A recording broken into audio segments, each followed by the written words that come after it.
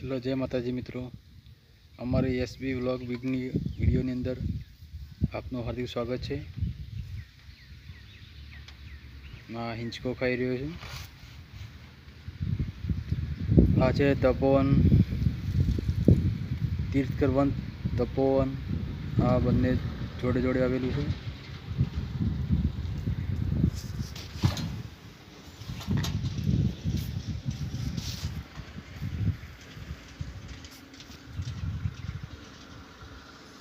આ તપોવન ધર્મશાળા છે.